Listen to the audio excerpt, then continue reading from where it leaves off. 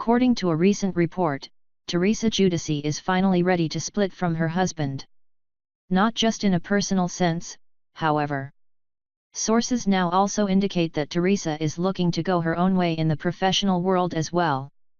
Teresa wants to have her very own Bravo spin-off show, a source tells Radar Online, explaining that Giudice is angling to profit, big time, from her divorce from Joe. Rumors that Teresa was leaning toward this decision have been floating around the internet since last fall. That's when a judge decreed that Joe would be deported after he finished serving 41 months on prison for bankruptcy fraud. Yes, deported.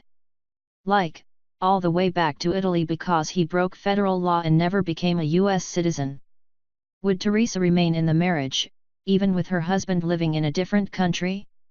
Would she relocate as well, even if it means she could no longer star on The Real Housewives of New Jersey? These have been among the many questions fans have been debating online for several weeks now. With her wedding ring off on occasion, and with sources alleging she actually told Andy Cohen the divorce was imminent, it certainly appears as if Teresa plans to end her marriage and start a new show, she hopes, according to Radar. Her role on The Real Housewives just doesn't pay enough, and Teresa needs the extra cash to be able to buy Joe out of his portion of the ownership of their mansion, says this insider of why Giudice wants her own spin-off.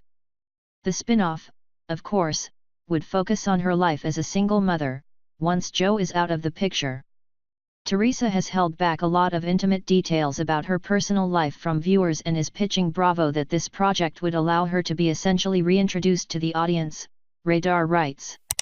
Teresa, of course, spent many months herself behind bars for her own role in the aforementioned bankruptcy scheme. She and Joe lied about their income and their assets and tried to get out of paying certain taxes back in the day.